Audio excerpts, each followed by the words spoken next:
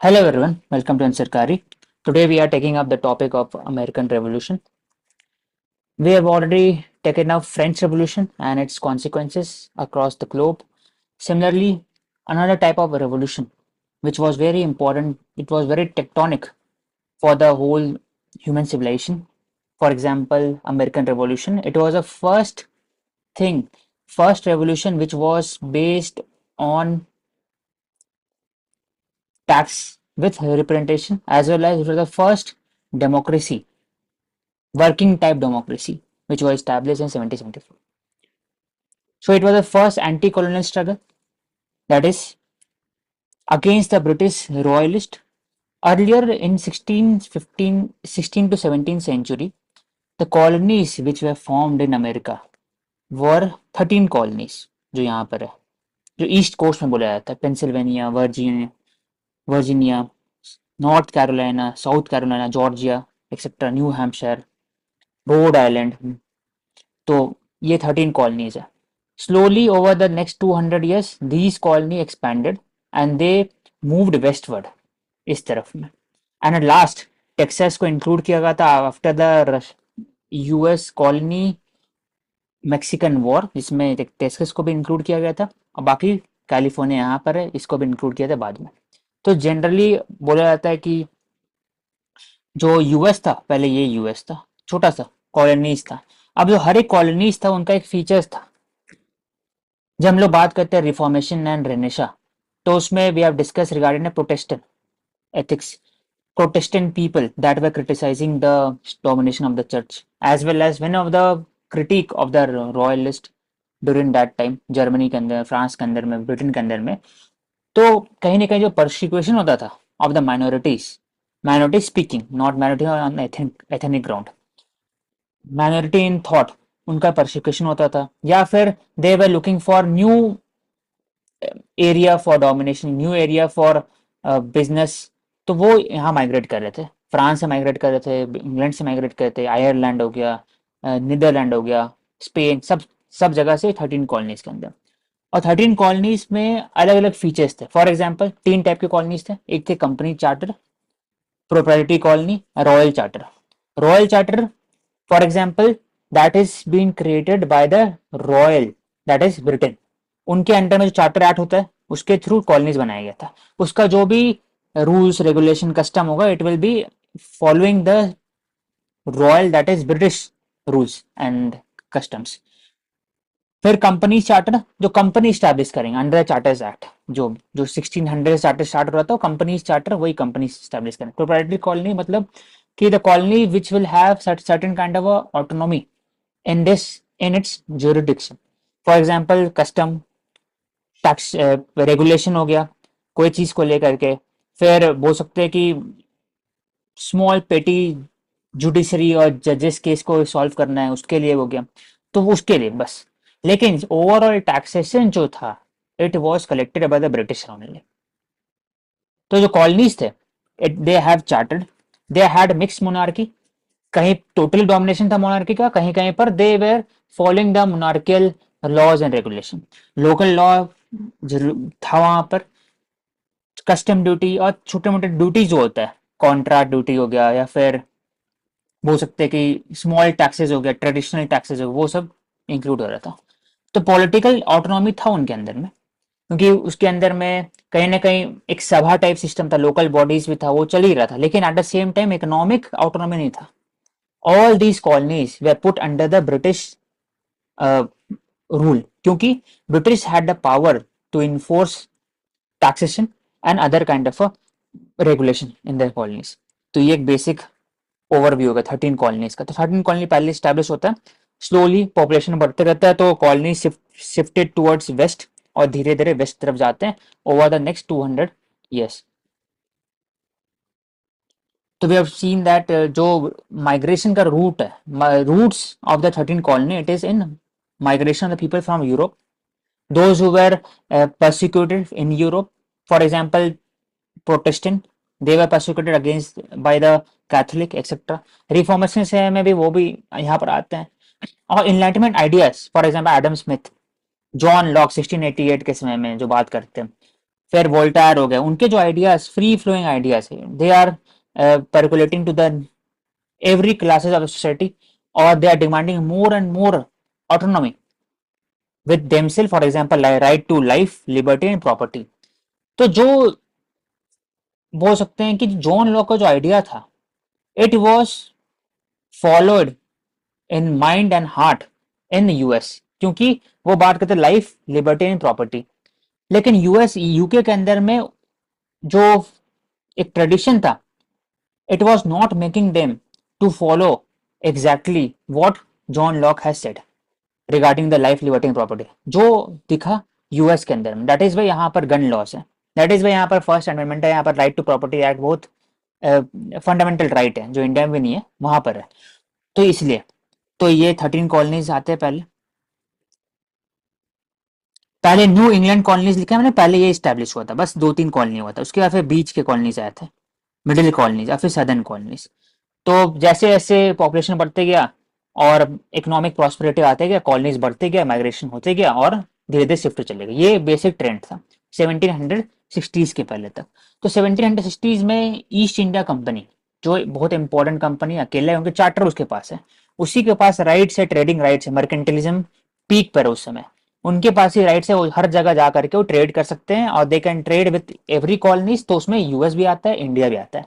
तो 1760s के समय में इंडिया में क्या था, इंडिया में कार्नेटिक वॉर उस समय पीक पे थे।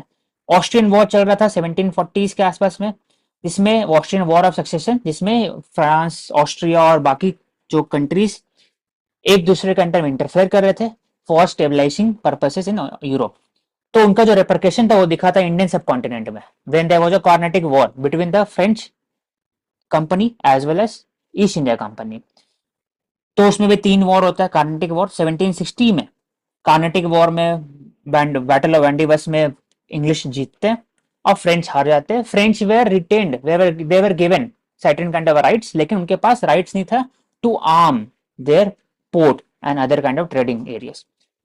तो बोल सकते हैं कि फ्रेंच को डिफीट जो झेलते हैं, उनका कहीं ना कहीं एक तरह से दिखता है इन यूएस, जो आगे हम लोग बात करेंगे।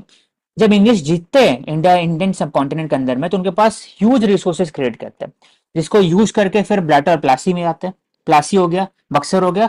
अब बक्सर जीतने के बाद फिर उनका जो डोमिनर है वो चेंज हो जाता है, they become the leading power या leading power in the northern India. ये इंडिया का कंटेक्स्ट है 1760s में। तो जो वॉर चल रहा था ऑस्ट्रिया के अंदर में, तो कहीं ना कहीं there was a huge expenditure on the army, resources, logistic etcetera. That is why they needed certain kind of money. तो इंडिया में तो आप एक्सट्रैक्ट करना स्टार्ट कर ही दिए, रॉबर्ट स्टेट क्रिएट करते हैं 1765 में after the battle of Buxar, जिसमें रॉबर्ट क्लाइव आते हैं इंडिया में और बंगाल को वो एक तरह से इकोनॉमिक एक्सट्रैक्शन करते हैं। ट्रीटी ऑफ इलाहाबाद साइन करते हैं, जिसमें आपको rights of trading rights, revenue rights मिलता है बंगाल, बिहार एंड उड़ीसा, वहां से आप इकोनॉमिक एक्सट्रैक्शन करते हैं। तो ये तो यहाँ का बात हो रहा है। तो यूएस क्या बात होता है, यूएस में they were promoting idea of taxation on every other goods. तो 1763 में जो चेंजेस आते हैं, यही कारण है 1763 इज वेरी इंपॉर्टेंट। पहले टैक्सेशन इतना सा टैक्सेशन था, staple act, enforcement act, navigation act, फिर एक कम्युनिटी एक्ट। नेविगेशन एक्ट बोलता था कि जो भी शिप्स है they have to be own by the English. उसके अलावा शिप्स जो भी अगर कॉलोनीज ओन करेंगे तो उनको एक तरह से आउटलॉ क्रिएट किया जाएगा, आउटलॉ डिक्लेयर किया जाएगा। तो only the ships will be own by the English. Community act में बात होता था कि certain kind of a community which were very important, for example आज के हिसाब से क्रिटिकल मिनरल हो गया, उस समय के हिसाब से कॉटन, इंडिगो, वो सब थे। तो that will be only shipped bye the British. तो मोनोपोली क्रिएट कर रहा है ब्रिटिशर उस समय। स्टेपल एक्ट में की बात हो रहा था कि यूरोप को अगर यूरोपियन को अगर एक्सपोर्ट करना है तो अमेरिकन कॉलोनी में कर सकते हैं, लेकिन अगर कॉलोनीज को एक्सपोर्ट करना है तो उसके ऊपर में ड्यूटी लगेगा। तो हर जगह से देखा जा रहा है, तो britisher were trying to promote, they were trying to increase the revenue to meet the expenditure that was put in the East India Company हर जगह में। Enforcement Act में custom officer had a right to search the ship and warehouses and they can penalize if the following protocol were not followed। तो इतने सारे act. तो 1758 India में क्या चल रहा है 1758 के आसपास में, तो बैटल ऑफ प्लासी, और उसके बाद 63 में, 60 में बक्सर, 60 में वांडीवास, कर्नाटिक वॉर खत्म होता है 63 में, 64 में बक्सर होता है। तो 58 में ये सब एक्ट था, लेकिन इट वाज लूजली इन्फोर्स्ड। लेकिन after the Austrian war when there was a heavy expenditure by the British on the navy as well on the army in the European theatre, that उसके बाद से उन्होंने start कर दिया strict enforcement of the laws. तो post 1763 में जब treaty of Paris के अंदर France ceded all the territories of the mainland northern America as well as territory in India, दोनों होता है, तो कहीं ना कहीं फ्रांस को लगता है कि उनके पास हाथ से हर चीज चलाई है ओवरऑल। तो 1763 का रिपरकेशन हम लोग जब देखते हैं तो फ्रेंच रेवोल्यूशन में भी आता है, यही कारण है। तो 1763 treaty of Paris it is very important, क्योंकि नॉर्थ अमेरिका में जो इन्फ्लुएंस था वो कम हो गया। सिमिलरली फ्रांस का जो इन्फ्लुएंस था इंडिया में वो भी कम हो गया 1760s के समय में आते आते। तो फ्रांस का पावर, फ्रेंच का पावर कम हो गया, थ्रेट कम हो गया, और American colonies were now becoming more emboldened. क्यों? क्योंकि ब्रिटिशर्स जो पहले थे they were trying to scare the American colonies की French is intervening into their own territory, और फ्रेंच का मकसद लॉन्ग टर्म है कि वो कैप्चर करे on the vested side. British का तो ये था, ब्रिटिश का पावर यहाँ पर था, तो फ्रेंच बेसिकली यहाँ पे थे जनरली। तो French were trying to increase the territory, तो कॉलोनीज को हमेशा डर लगता था कि फ्रांस उस समय सुपर पावर था, फ्रांस ब्रिटेन उस समय कॉन्टेक्स्ट में ग्लोबल पावर था, तो उनको लगता था कि कहीं ना कहीं ब्रिटिश का जरूरत है।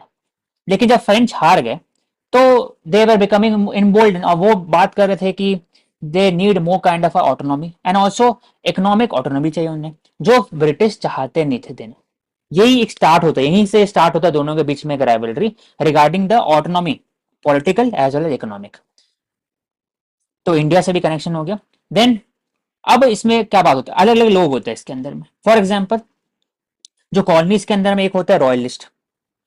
रॉयलिस्ट होते हैं जो that were supporting the Royals. Royals मतलब जो किंग, किंग ऑफ ब्रिटिशर की किंग, ब्रिटेन की किंग, उनके जो ट्रूप्स हो गए, या फिर उनके उनके जो ऑफिशियल हो गए, एग्जीक्यूटिव ऑफिसर जो ब्रिटेन से आके पोस्टेड होते हैं, उन रॉयलिस्ट हो गया। दूसरा होता है रिगार्डिंग रेड इंडियंस, जो लोकल इंडियंस थे, ट्राइबल्स हो गए, रेड इंडियंस वो हो गए। तीसरे हो गए कॉलोनीज, जो colonial people, for example those who have migrated from the European countries, ancestry उनका जर्मन भी हो सकता है, फ्रेंच भी हो सकता है, इंग्लिश भी हो सकता है, कोई भी हो सकता है, आयरिश भी हो सकता है, तो मिक्स में। तो अलग अलग ब्लैक हो गए, जो स्लेव ट्रेडिंग के अंदर में उनको यूज किया जाता था, ब्लैक अमेरिकन हो गया, वुमेन हो गई। तो अलग अलग स्टेक होल्डर है कॉलोनीज के अंदर। तो जब ब्रिटिशर को लगता है कि the colonies are becoming more emboldened, तो they started to use divide and rule policy, similarly जो इंडिया में करते हैं बाद में 1857 के बाद से, वो यहाँ पे भी करते हैं। कैसे? रेड इंडियन को बोलते हैं कि एक तरह से कि बहुत जरूरी है ब्रिटिशर का वहां होना, क्योंकि रेड इंडियन के पास ये टेरिटरी उसमें था पूरा, क्योंकि they were dispersed all across the US, अलग अलग जगह पर रहते थे, उनका टेरिटरीज ज्यादा था, और कॉलोनीज का इतना था, यहाँ पर तो सिर्फ था, और कॉलोनीज धीरे धीरे वेस्टवर्ड मूव कर रहे थे।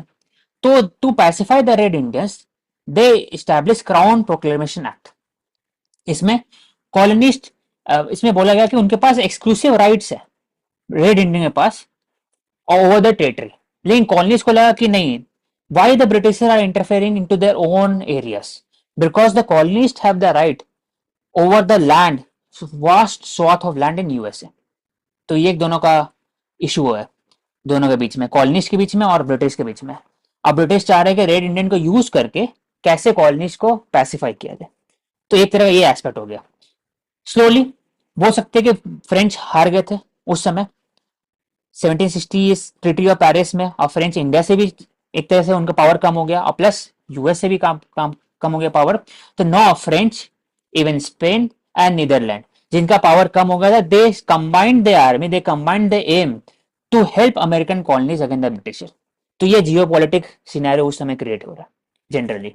अब हम लोग जब बात करते हैं ऑस्ट्रियन वॉर का, ऑस्ट्रियन वॉर के बाद ही क्यों ऐसा हुआ, तो वी हैव डिस्कस, तो उसको तो शॉर्ट में लेते हैं कि ऑस्ट्रियन वॉर 1763 में खत्म होता है, तो inflation, unemployment, excess expenditure on the army, British army and navy.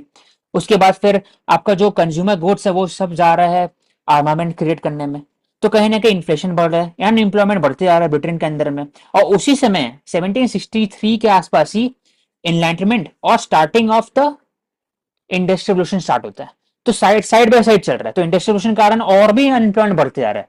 Textile areas में जो भी पेजेंट थे, उनका जो लैंड से रिलेशन था वो भी टूट रहा है। They are migrated to other new cities, for example Manchester हो गया, अलग एग्जाम लैंकनशायर हो गए एक्सेट्रा। तो वहां से भी अनएम्प्लॉयमेंट बढ़ते आ रहा है, कॉस्ट ऑफ लिविंग बढ़ते आ रहा है, डेट क्राइसिस हो रहा है। तो ये पूरा करने के बाद ब्रिटिश को लगता है कि दे नीड मोर फंड। तो रॉबर्ट स्टेट इंडिया में ग्रेड करते हैं 1765, बंगाल जो डुअल गवर्नमेंट इसको बोलते हैं। सिमिलरली वहां पर 1763 के आसपास में they are enforcing the laws, जो लॉज था पहले in a very strict amount. पहले लूजली इन्फोर्समेंट था, अभी इन्फोर्समेंट बढ़ी है। फॉर एग्जाम्पल करेंसी एक्ट 1764 में उन्होंने स्टैब्लिश किया, जिसमें कॉलोनीज को रिस्ट्रेन किया कि आप पेपर करेंसी स्टैब्लिश नहीं कर सकते। शुगर एक्ट में शुगर आप ट्रेड करेंगे उस पर कस्टम ड्यूटी लगेगा। दूसरा स्टैंप एक्ट, वो पहला डायरेक्ट टैक्स था। अभी तक जो भी टैक्सेशन का बात किया वो कस्टम ड्यूटी था, वो इनडायरेक्ट था, एक्साइज ड्यूटी हो गया, बाकी सब हो गया। लेकिन स्टैंप ड्यूटी पहला डायरेक्ट टैक्स था, that was impose on the colonies. उससे तब ये जो स्टैंप ड्यूटी और इतने सारे जो नए टैक्सेस आए, और no taxes were also increased, further implementation और execution of the British executive also increase, और वो पिनलाइज करना स्टार्ट कर देते कॉलोनीज को if they are not able to pay the taxes. तो कॉलोनी स्टार्टेड टू प्रोटेस्ट, यहीं से स्टार्ट होता है। तो 1765 में पहली बार कॉलोनीज ने एक रेजोल्यूशन पास किया, जिसमें 9 आउट ऑफ 13 कॉलोनी से 9 out of 10 colony they pass resolution against the stamp act. क्यों? क्योंकि stamp act basically direct tax है, first direct tax that was impose. बाकी जो था स्टैम्प, करेंसी, शुगर से बाकी से वो सब इनडायरेक्ट था। तब पहली बार एक स्पीच आता है, नो टैक्सेशन विदाउट रिप्रेजेंटेशन। उनके जो रिप्रेजेंटेशन है ब्रिटिश पार्लियामेंट में है ही नहीं, कॉलोनीज का रिप्रेजेंटेशन ब्रिटिश पार्लियामेंट में है नहीं। ब्रिटिश पार्लियामेंट में कौन कौन लोग हैं? तो फ्री ट्रेडर, चार्टिस्ट, इंडस्ट्रियलिस्ट, फिर रॉयलिस्ट, नोबल्स एंड अरिस्टोक्रेट, कुछ कुछ चर्च से भी होते हैं, और इतने लोग हैं। लेकिन कॉलोनीज का रिप्रेजेंटेशन तो नहीं है ना। तो इसलिए जो ये नो टैक्सेशन विदाउट, जब तक रिप्रेजेंटेशन नहीं आएगा, हम लोग का जो भी मुद्दा है, we need certain kind of deliberation on taxes in the British parliament. जब तक ये नहीं होता तो टैक्स पे नहीं करेंगे। यही कॉन्सेप्ट बाद में भी इंडिया में भी बोल सकते हैं 1920s में भी बात हो रहा था। यहाँ पर भी 1892 में जब इन मॉडरेट डिमांड करते हैं कि there is a need for the Indian representation into the legislative council, तो यही मुद्दा उठाया गया था, नो टैक्सेशन विदाउट रिप्रेजेंटेशन। तो we need certain kind of representation. Plus वो अलग अलग, कोई भी स्टार्टिंग में रेवोल्यूशन नहीं होता है कहीं पर भी, there has to be certain kind of a moderate face. India में वैसे होता है, मॉडरेट फेस पे एक्सट्रीमिस्ट होता है, वैसे वहां पर भी होता है। पेटिशन भेजते हैं, प्लीड करते हैं, प्रोपेगेंडा यूज करते हैं। फॉर एग्जाम्पल वो न्यूज़पेपर को यूज करते हैं, हाउस ऑफ कॉमन में जाकर प्लीड करते हैं कि टैक्सेशन कम करिए। तो ऐसा नहीं हो पाता है। तो ये एक फेज हो गया मॉडरेट फेज। उस समय मॉडरेट फेज 1765 से चल रहा है।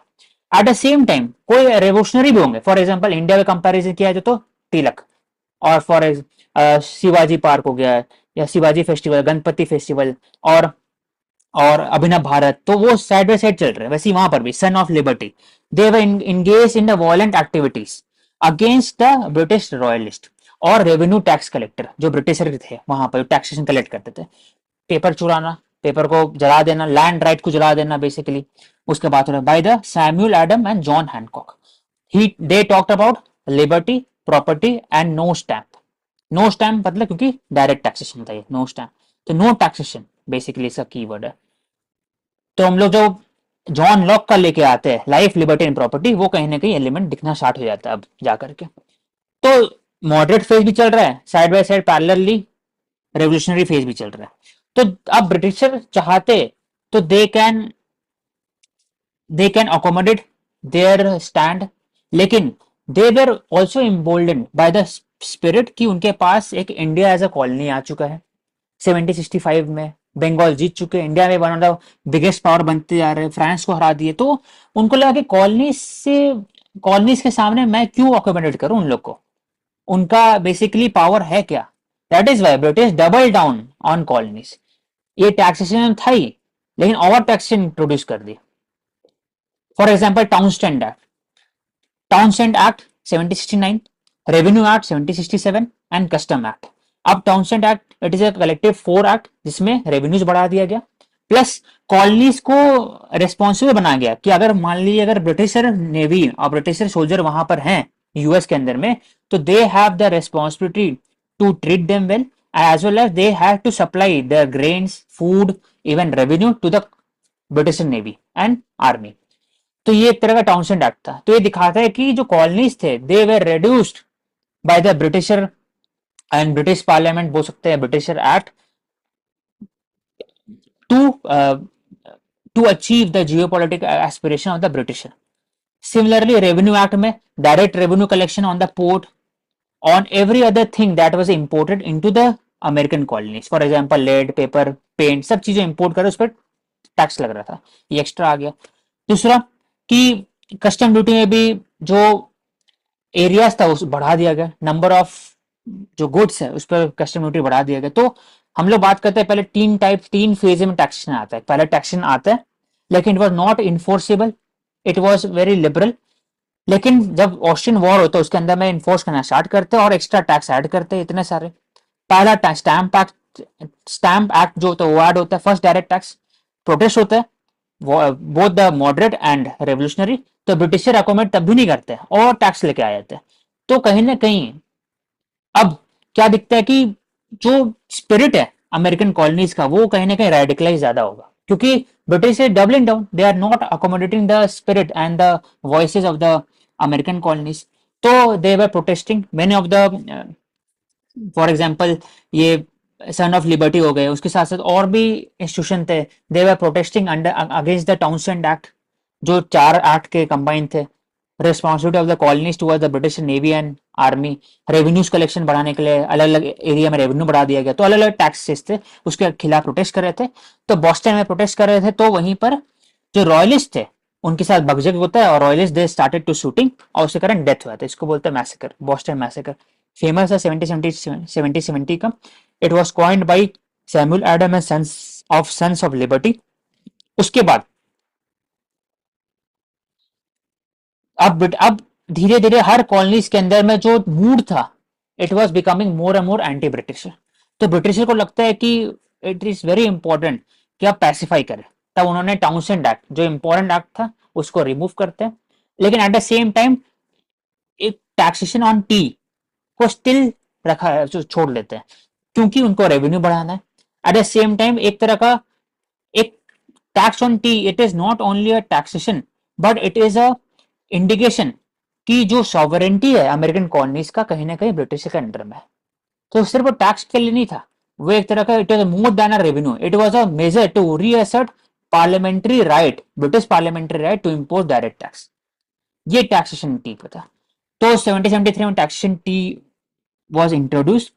Committee of correspondence, for example sense of liberty होता है वैसी एक कमिटी बनते हैं। जैसे अगर इंडिया में बात किया जाए तो अलग अलग इंस्टीट्यूशन में इंडिया एसोसिएशन हो गए, मद्रास सभा हो गए, वैसी कमिटी ऑफ कॉरेस्पॉन्डेंस होता है। They were making the people aware, American aware regarding the British action. 7,800 7,000 to 8,000 patriot, American patriot they signed, they pleaded ऐसा होना चाहिए और लोगों को अवेयर कर रहे थे उस समय 1772 में। 1773 में taxation of tea was introduce. Similarly we have discuss कि कैसे जो भी टी सेल होगा उस पर टैक्सेशन लगेगा। एट द सेम टाइम जो British tea they were importing from China and India, उसको very at a very affordable, very cheaper rate US के अंदर में डंप कर रहे हैं, ताकि जो लोकल जो इंडस्ट्रीज है, टी इंडस्ट्री है, वो खत्म हो जाए और मोनोपोली मेंटेन रहे ब्रिटिश का इन यूएस। तो एक ये एस्पेक्ट था। दूसरा एस्पेक्ट था it was more than a tax, a symbolic measure था कि British parliament had the right to import direct tax. लेकिन जो टैक्सेशन ऑन टी है इसको भी रिजेंट करते हैं colonist. They use certain kind of a propaganda circular, hand public meeting, सभा समिति ऐसे बात करते हैं इंडिया में अलग अलग एस्पेक्ट में, वैसे ही वहां पर भी होता है। फॉर एग्जाम्पल पब में से लेकर के जहां तक स्कूल हो गया, फिर कन्वेंशन हो गया, हर जगह जाके they protested, they made the people aware, they made the people aware regarding the institution such as committee of correspondence, या फिर ऊपर में जो सेंस ऑफ लिबर्टी उस पर। तब बोल सकते हैं कि एक इंसिडेंट होता है उसके बाद ही, when they were protesting against the tea, तो Britisher were not following the indication कि britisher were seen as a enemy country, या दूसरा बोल सकते हैं कि the colonist were fed up of the Britisher right, Britisher imposing of the sovereignty of the American colonies. तो Britisher को feel ही नहीं होता है, वो इन्फोर्स करे आते हैं। तब क्या होता है, एक इंसिडेंट होता है बॉस्टन टी पार्टी, जिसमें सन्स ऑफ लिबर्टी जो इंपॉर्टेंट इंस्टीट्यूशन थे रेवोल्यूशनरी, वो एक तरह से they raided and they dump the tea that was present in the British ship, उसको हार्बर में डंप कर देते हैं। क्यों? क्योंकि जो टी था, it was a symbol of the British supremacy over the American colonies. Tea tea एक टैक्सेशन सिर्फ नहीं था, टी एक सिंबल था कि ब्रिटिश का पार्लियामेंट्री राइट है ओवर द अमेरिकन कॉलोनी। वो चाहते थे सिंबल ही को हटा दे। तो that is why Boston tea party Boston में होता है, और सन्स ऑफ लिबर्टी जाते हैं और रेड करते हैं, और रेड इंडियन का अटायर पहन के जाते हैं, ताकि रेड इंडियन को एक तरह से ब्रिटिशर सपोर्ट करते थे ना, इसलिए उसी का अटायर पहन के जाते हैं, और शिप से जो बहुत सारे जो टी के कास्केट होते हैं उसको उठा के हार्बर में डंप कर देते हैं। तो उसके बाद फिर क्या होता है कि जो लोग खड़े होते हैं आसपास में, दे वर चीयरिंग और they were protesting against the Britisher royalist, जो भी ट्रूप्स प्रेजेंट थे वहां पर, और ट्रूप्स ऑर्डर भी नहीं कर सकते शूटिंग या फिर लॉ एंड ऑर्डर मेंटेन करने के लिए। तो कहीं ना कहीं जो ब्रिटिश का सॉवरेंटी होता है वो ब्रीच हो रहा था वहां पर, देख सकते हैं। तो it was a humiliation against the britisher और उनका जो sovereignty, that is why British से डबल डाउन। अब यहां पर ब्रिटिश से चाहते थे तो फिर से अकोमोडेट कर सकते थे, लेकिन इसके बाद फिर से डे डबल डाउन। तो उसके की एक्ट पास होता है, इनटॉलरेबल एक्ट 1774। नाम में intolerable, they are intolerating all this things that is seditious to the British power or British rights over the American colonies. Or they started to blockade the harbor, Boston harbor, or more and more ships were brought in with the British Navy and Army to pacify the American colonies. तो उस समय जब American colonies को लगता है कि britisher will use arms, ships, navies as well as army to pacify their spirit, that is अब यहां से स्टार्ट होता है पहला, अब रेवोल्यूशनरी स्टार्ट होता है American revolution. First continental congress form होता है। कॉन्टिनेंटल क्यों नाम है? क्योंकि America is a continent. The first continental congress where there was a group of representative from the 13 colonies. वो एक कॉलोनीज का एक वोट होता है और सबको जाते हैं, एक जगह इकट्ठा होते हैं, और वो चूज करते हैं जॉर्ज वॉशिंगटन को as a commander in chief of the first continental congress. Congress it is a convention, it is a meeting. वो अभी तक कोई पार्लियामेंट नहीं बना है ब्रिटिश के वहां पर। एक कन्वेंशन हुआ, एक मीटिंग हुआ है, जिसमें George Washington became the commander in chief. They adopted पहला declaration of right life and property. They rejected British taxation. दूसरा, they rejected British presence of the army in the colonies. जो Townshend act में था वो reject करते हैं। Taxation, direct tax को reject करते हैं। They also prohibit export and import of goods to England. हर चीज, सब चीज को अबॉलिश करो, सब चीज प्रोहिबिट कर दो ब्रिटिशर के। Important leader that are present, Thomas Jefferson, Samuel Adam, sons of liberty वाले, John Dixon etcetera. Further 16 June के अंदर में कॉन्टिनेंटल फर्स्ट कॉन्टिनेंट कांग्रेस बनता है। अब कांग्रेस को चाहिए आर्मी, तो कॉन्टिनेंटल आर्मी हर एक कॉलोनीज के अंदर में जो लोग आते हैं, जो जिनके पास ट्रेनिंग रहता है और जो वॉलंटरी कर सकते हैं, वो आते हैं। और $2 million was raised by the British trader, merchant, business classes, middle classes, lawyers, educator, etc. Raise करते हैं। एंड उसके बाद फिर वो एक तरह से they tried to reconcile with the king of England कि they can act warrantly, they can also raise army that will uh, inspire the American people against the Britisher, and they can act against the British sovereignty. Until and unless the king of England will make certain kind of a concession regarding the American interest. लेकिन ऐसा होता ही नहीं है। King of England जो होता है, they rejected the petition and declared colonies to be in open rebellion. तो ये ऑफिशियली स्टार्ट होता है। तो यहां से अमेरिकन रेवोल्यूशन स्टार्ट होता है। तो कॉन्टिनेंटल कांग्रेस जो बनता है, उसके अंदर में कॉन्टिनेंटल आर्मी, जिसके हेड जॉर्ज वॉशिंगटन हो गए, commander in chief. Continental Congress adopted. अब 1777 में अमेरिकन कॉन्स्टिट्यूशन अडॉप्ट करते हैं, और वॉर चलते आ रहा है, जैसे वर्ल्ड वॉर चलते आ रहा था, लेकिन ब्रिटेन वुड्स कॉन्फ्रेंस तब भी होता है। तो कॉन्फ्रेंस भी हो रहा है, वॉर भी साइड बाय साइड चलते आ रहा है। तो अमेरिकन कॉन्स्टिट्यूशन 1777 में अडॉप्ट करते हैं, जिसमें डिक्लेरेशन ऑफ इंडिपेंडेंस 1776 में अडॉप्ट होता है। इट डिक्लेयर्ड फॉर्मल सेपरेशन, पहले तो रेबिलियन था लेकिन सेपरेशन नहीं था, तो it declared formal separation from the britisher sovereignty. It was written by Thomas Jefferson, इसलिए बहुत इंपॉर्टेंट है। दूसरा, he also created that man is equal, they are independent and equal, they have the right to life, liberty and pursuit of happiness। और property भी आता है बाद में। तो परस्यूट ऑफ हैप्पीनेस जो है ना, ये अमेरिका में बहुत मतलब पहला है, यूए वर्ल्ड वाइड में पहला है जो परस्यूट ऑफ हैप्पीनेस को अचीव करने के लिए डर लगाया गया है कॉन्स्टिट्यूशन के अंदर में। इंडिया में भी नहीं है जबकि परस्यूट ऑफ हैप्पीनेस। तो ये अमेरिकन कॉन्स्टिट्यूशन वॉज अडॉप्टेड 1776 में। तो वॉर चलते आ रहा है साइड बाई साइड, जैसे ब्रिटेन वुड्स होता है वैसे ही side by side parallelly war चल रहा है, कोई वो जीत रहे हैं कहीं पे हार रहे हैं। तो लेकिन at the end of day 1781 में britisher officially surrender after the battle of defeat in Saratoga 1777 में। पीस ऑफ पेरिस होता है जिसमें ब्रिटिश रिकॉग्नाइज 13 कॉलोनीज, लेकिन उसके बदले में जो कनाडा है वो उनको मिल गया। तो Canada was still under the britisher, इसलिए ब्रिटिशर के अंदर बोलते जो क्यूबेक हो गया बाकी जो वहां पर ब्रिटिश एलिमेंट आज भी है, यही कारण है क्योंकि कनाडा ब्रिटिश के अंदर में था लेकिन जो कॉलोनीज थे वो फ्रीडम मिल गया उनको। तो कॉन्स्टिट्यूशन को स्टैब्लिश किया गया 1776 में। अब उस पर चर्चा होता है। फॉर एग्जाम्पल, अब आप कॉन्स्टिट्यूशन को अडॉप्ट कर लिए, लेकिन ड्राफ्टिंग भी तो होगा उसके अंदर में जो एक स्पेसिफिक एरिया जिस पर चर्चा भी होगा, तो चर्चा होना स्टार्ट होता है 1787 से, after several compromises. For example, पहला वाला जब बात करते हैं कॉन्स्टिट्यूशन वॉज स्टैब्लिश, तो कॉन्टिनेंटल कांग्रेस है जो अडॉप्ट करता है American constitution. For example India में बात किया जाए तो कॉन्स्टिट्यूंट असेंबली हो गया, उसके पहले इंटरिम गवर्नमेंट हो गया। तो जो कॉन्स्टिट्यूंट असेंबली होता है जो अडॉप्ट करते हैं, तो इसमें जो है फिलाडेल्फिया कन्वेंशन हो गया, एक तरह से इस पैरेलल हो गया कि कॉन्टिनेंटल कांग्रेस अडॉप्ट कर चुके हैं, लेकिन उसके बाद फिर चर्चा होगा ना कि उसके अंदर में क्या क्या प्रोविजन होना चाहिए, फेडरलिज्म के बीच में क्या होना चाहिए, हर एक स्टेट का राइट्स कितना होना चाहिए, स्मॉल स्टेट और बिग स्टेट के बीच में कंपैरिजन में उनका वोट कितना डिफरेंस होना चाहिए। वहां पर हर एक स्टेट का एक वोट है। इंडिया में राज्यसभा का सीट अलग अलग है हर एक स्टेट में, वहां पर हर एक स्टेट का 2 वोट है, सेनेट में 2 वोट है हर एक स्टेट का, 50 से 100। स्लेवरी पे डिबेट होगा। फॉर एग्जाम्पल सदर्न स्टेट है उनके पास स्लेव बेस्ड इकोनॉमी हो गया, प्लांटेशन इकोनॉमी है, कॉटन एंड मेज वीट एक्सेट्रा। नॉर्दर्न के पास इंडस्ट्रियलाइजेशन है, न्यूयॉर्क हो गया, हैम्पशायर हो गया, रोड्स आइलैंड हो गया, वो सब इंडस्ट्रियलाइज एरिया सिटीज हो गया। तो वहां पर अभी स्लेव का जरूरत नहीं है, वहां पर मैकेनिज्म, वहां पर मशीन का जरूरत है, तो बेसिकली वर्कर की जरूरत है। तो स्लेवरी पर डिबेट होता है कि स्लेवरी जस्टिफाइड है कि नहीं। फिर फेडरलिस्ट पर होता है कि जो 13 कॉलोनीज थे वो एक तरह से साथ में आए।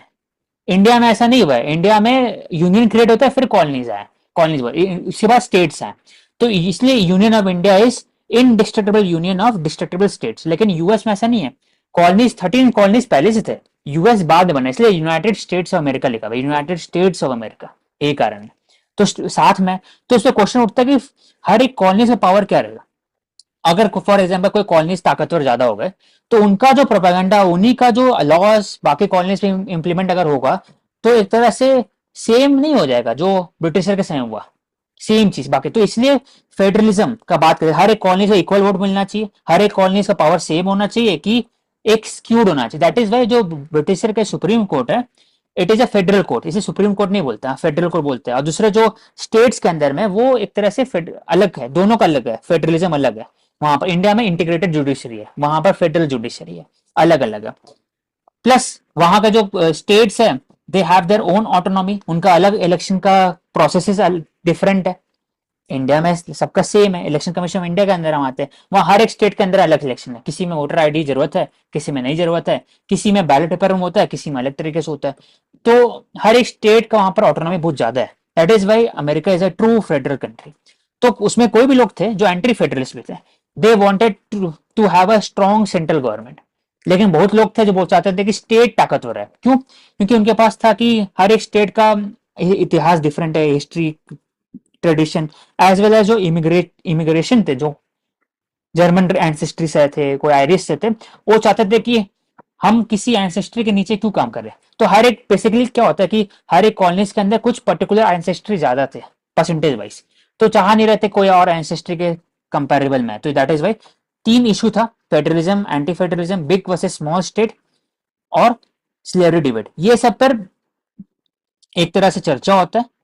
और इसी को जो फिलाडेल्फिया कन्वेंशन होता है, एक जगह है वहां पर कन्वेंशन होता है, चर्चा होता है, जैसे इंडिया में भी 3 साल लगता है चर्चा होने पर, वैसे वहां पर भी होता है। उसके बाद राइटली अडॉप्ट किया जाता है 1789 में, तो कॉन्स्टिट्यूशन वॉज राइटिफाइड इन द 1789, जिस दिन फ्रेंच रिवोल्यूशन होता है 1789 में, तो कॉन्स्टिट्यूशन अडॉप्टेड यूएस कॉन्स्टिट्यूशन में। लेकिन ये तीनों चर्चा है, तीनों मुद्दा है, सबसे बड़े बड़े मुद्दा ये खत्म नहीं होता है कॉन्स्टिट्यूशन होने के बाद भी। क्यों? क्योंकि एक तो हो गया कि आप कॉन्स्टिट्यूशन स्टैब्लिश कर दी, एक है कि आप फॉलो करें कॉन्स्टिट्यूशन। बेसिकली जब प्रैक्टिकली फॉलो होता है तो कहीं ना कहीं कुछ फ्लॉज आता है, प्रॉब्लम आता है, उसको कैसे डील करें, उसके के लिए वहां पर सुप्रीम कोर्ट जो है उतना ताकतवर उस समय नहीं था, और ना ही कि उस समय जूरिस्प्रूडेंस बहुत ज्यादा स्ट्रॉन्ग था। 1787 का बात हो रहा है, आज का बात नहीं हो रहा है, 1947 या 2000। उस समय हो ही रहा था एक तरह से legal form, legal institution create हो ही रहा था वर्ल्ड वाइड। यूएस पहला डेमोक्रेसी था, तो उनके पास हर चीज में फर्स्ट ही थे वो। जूरिस्प्रूडेंस में भी एक तरह से फर्स्ट में आ रहे थे, कैसे स्टैब्लिश करना right to property, bill of rights को कैसे स्टैब्लिश करना, सब में फर्स्ट थे वो एक तरह से। दैट इज वाई उनको दिक्कत हुआ। तो वही जो दिक्कत हुआ वो कहीं ना कहीं बड़ा होते गया, बड़ा होते गया, और यही तीनों के अंदर में इशू होते गया, और लास्ट में 1860s में अमेरिकन सिविल वॉर होता है, जो will discuss in the next top session. तो क्या क्या होता है अमेरिकन कॉन्स्टिट्यूशन के अंदर में? वो छोटे कॉन्स्टिट्यूशन है, इंडिया में बहुत बड़े हैं, वहां बहुत छोटे हैं, 7 आर्टिकल उसमें थे, रिजिड नेचर थे। क्यों? अमेरिकन कॉन्स्टिट्यूशन कोई बदल नहीं सकता, कोई चेंज नहीं कर सकता, रिजिड है। इंडिया में तीन टाइप से, एक सिंपल मेजोरिटी हो गया, स्पेशल मेजोरिटी में दो टाइप का हो गया। एक तो है कि स्पेशल मेजोरिटी पे आपको 2/3 चाहिए बेसिकली, और आप राज्यसभा लोकसभा। आती दूसरा वाला में है कि आपको स्टेट रैटिफिकेशन चाहिए, वहां पर 2/3 of total Congress, apart from 3/3 3/4 of states.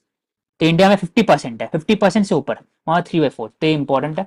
दूसरा, रोशियो का जो सोशल कॉन्ट्रैक्ट है, फॉर एग्जाम्पल रोशियो बहुत इंपॉर्टेंट रोमांटिसिज्म वाले थिंकर है, वो बात करते थे कि there has to be certain kind of a social contract so that state is created and state can enforce certain kind of laws and regulation to maintain equilibrium। तो social contract पर basis है of the US, तभी हम लोग बोलते हैं we the people of India.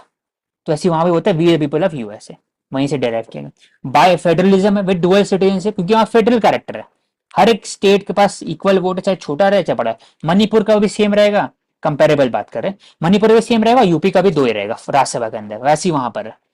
By कैमरिज्म मतलब है दोनों, हर स्टेट का इक्वल नंबर ऑफ रिप्रेजेंटेशन है, और दोनों यहाँ पर सेनेट हो गया राज्यसभा वहां का, और हाउस ऑफ रिप्रेजेंटेटिव हो गया लोकसभा वहां के हिसाब से। मॉन्टेक्स जो बात करते थे separation of power with independent judiciary, for example president अलग होना चाहिए और हाउस ऑफ रिप्रेजेंटेटिव अलग होना चाहिए, सेपरेशन ऑफ पावर होना चाहिए between the executive judicial and legislature, उस पर बेस्ड है। Life, liberty and pursuit of happiness, Thomas Jefferson, it is based on John Locke. John Locke 1688 हम लोग डिस्कस कर चुके हैं in the glorious revolution in Britain, जब इनलाइटमेंट पीरियड की बात करते हैं, वहां पर लाइफ, लिबर्टी एंड प्रॉपर्टी बात होता है।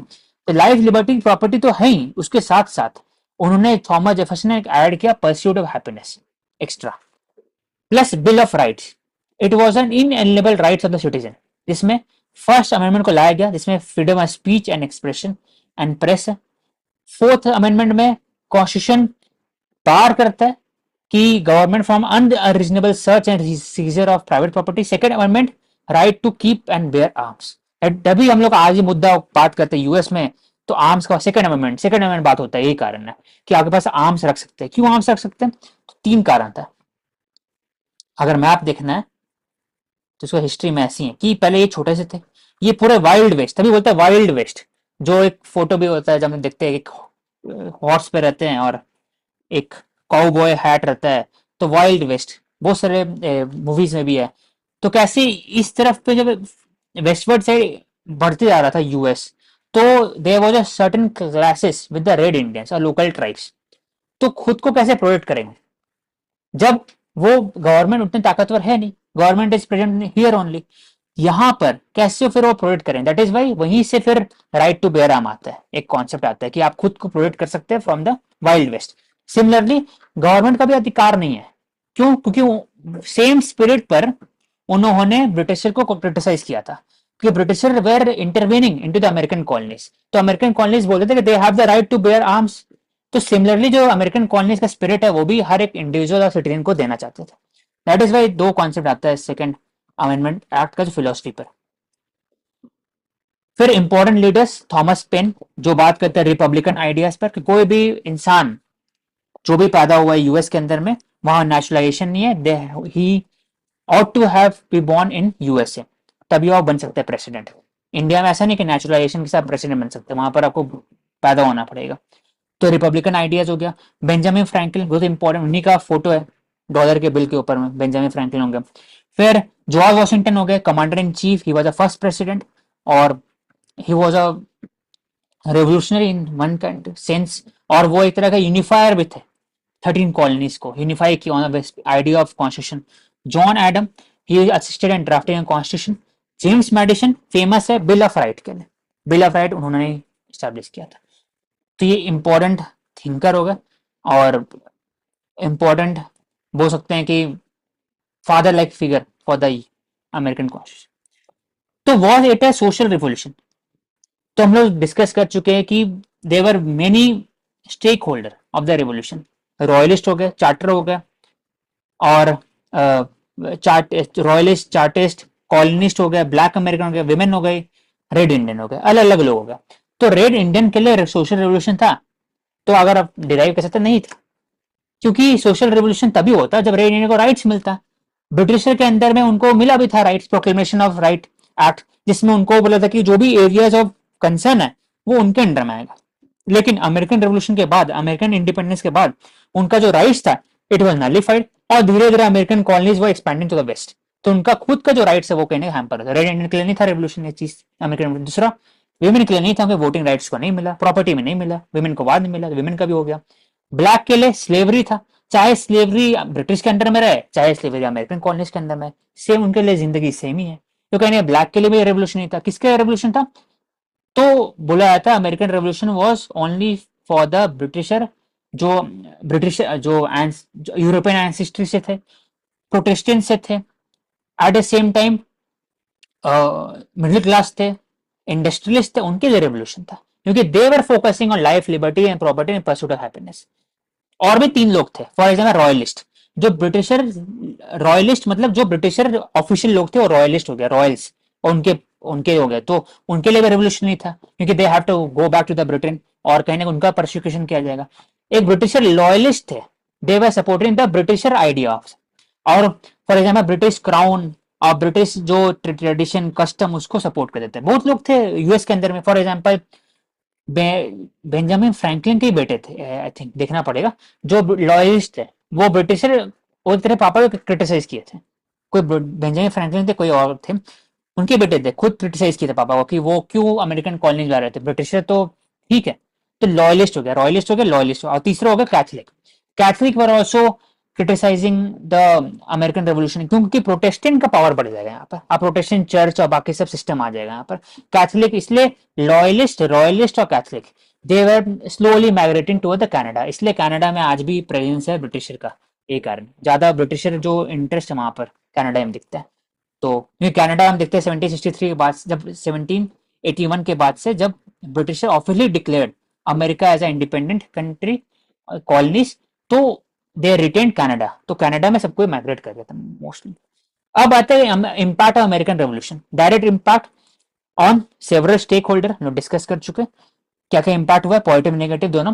तीसरा होता है कि फर्स्ट कंट्री था जो बिल ऑफ राइट्स को अडॉप्ट करता है, life, liberty and pursuit of happiness को अडॉप्ट करते हैं। एक तरह का पूरा system, separation of power, legal jurisprudence वो अडॉप्ट होता है, वो कहीं ना कहीं दिखता है बाद में भी। इनका जो आइडियाज है वो फ्रेंच रेवोल्यूशन के अंदर भी आता है, और फ्रेंच जो थे वो सपोर्ट करते हैं अमेरिकन कॉलोनीज को अगेंस्ट द ब्रिटिशर, उनको फिर से वही सेम चीज झेलना पड़ता है। For example inflation high, foreign funding बढ़ती आ रहा है अमेरिकन कॉलोनीज को, तो उनके खुद का फंडिंग कम हो गया खुद के लिए, तो इंडस्ट्री धीरे होता है, एम्प्लॉयमेंट अनएम्प्लॉयमेंट बढ़ जाता है, इन्फ्लेशन बढ़ता है, तो वहां पर रेवोल्यूशन आता है 1789 में। और जो आइडियाज था, बेंजामिन फ्रैंकलिन जाते हैं पेरिस में, वहां मिलते हैं बहुत लोग से, और भी जो रेवोल्यूशनरी थे अमेरिकन रेवोल्यूशनरी वो मीट करते हैं पेरिस में जाकर बहुत लोग से, तो free flowing of ideas also created a certain kind of conductive environment for French revolution. इनके जो आइडियाज था, life liberty and pursuit of happiness, life liberty and property, वो कहीं ना कहीं नेपोलियन और बाकी आगे में भी वो दिखता है। नेपोलियनिक कोड कहीं ना कहीं जिसका लीगल जुरिडिक्शन कहाँ से है, तो सेपरेशन ऑफ पावर और यहाँ से है कि बिल ऑफ राइट्स होने चाहिए, जैसे नेपोलियन कोड यहाँ से भी इंस्पायर होता है। हमें इंडिया में बोला जाता है, तो इंडिया में हम लोग बात करते हैं नो टैक्स विदाउट रिप्रेजेंटेशन, तो इंडिया में 1892 में 1891 में काउंसिल ऑफ इंडिया एक्ट आता है, तब इंडियन आदमी लोग का रिप्रेजेंटेशन बढ़ना चाहिए, उसमें अमेरिकन से उठाया गया।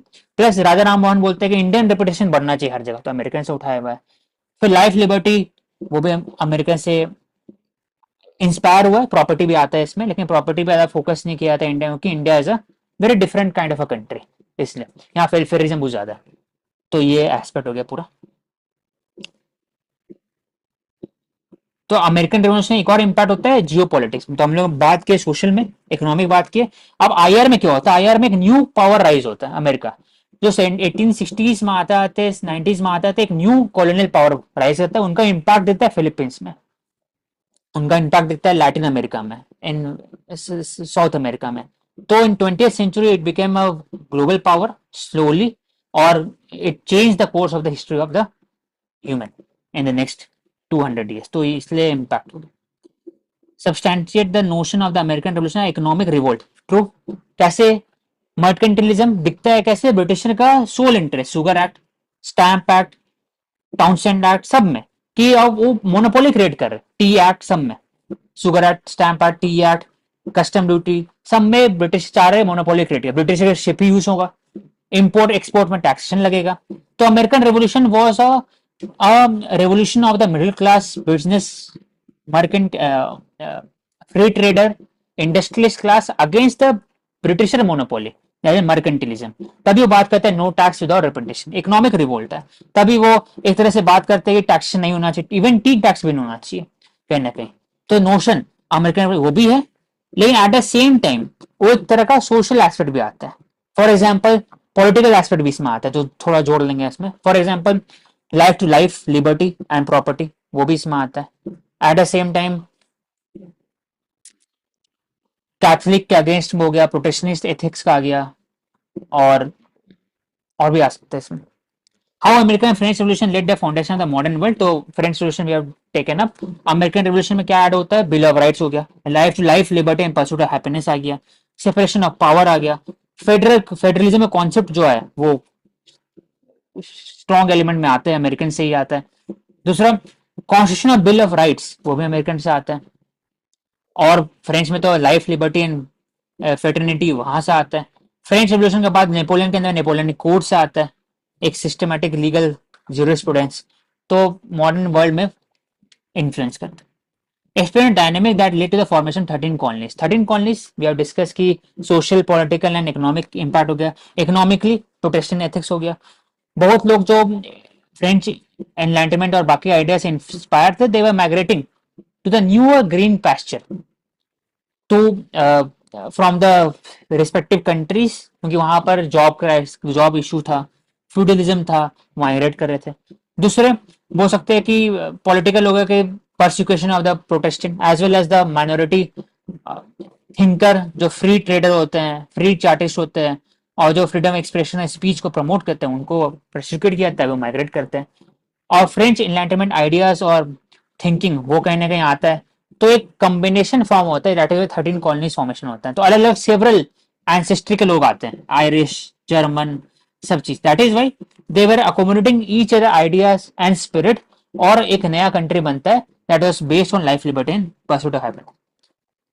Compare and counter American French revolution revolutionary था, वॉयलेंट था। अमेरिकन उतना वॉयलेंट नहीं था। अमेरिका के अंदर में कॉन्स्टिट्यूशन जो बना, it was based on the limited sovereignty. French में जो कॉन्स्टिट्यूशन बना, it was a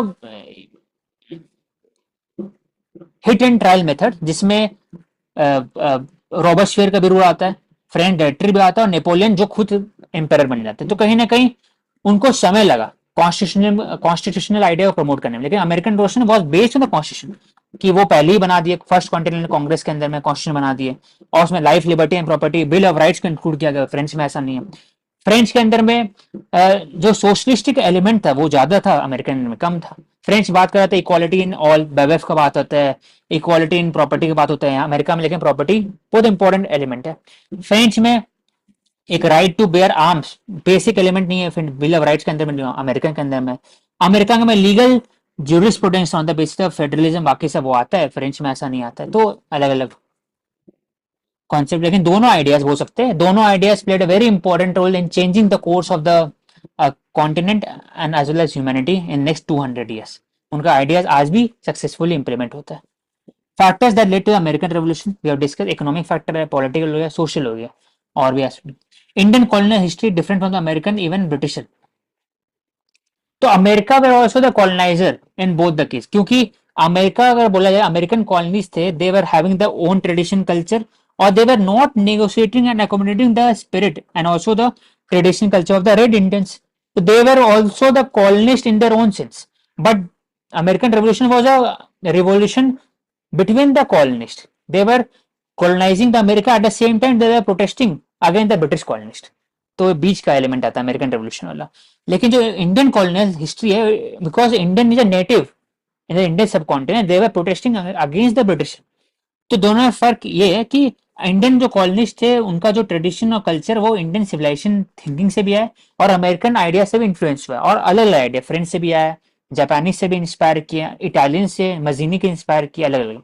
American colonist वो इंस्पायर हुए हैं प्रोटेक्शन एथिक्स से, वो इंस्पायर होता है John Locke right to life liberty and property से हुआ है, और at the same time they were focusing on God glory and guns जिसको बोला जाता है।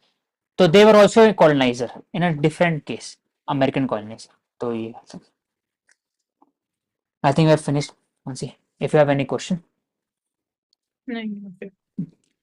Thank you everyone, we will take up next set of topics, that is American Civil War, in the next session. Do subscribe to us.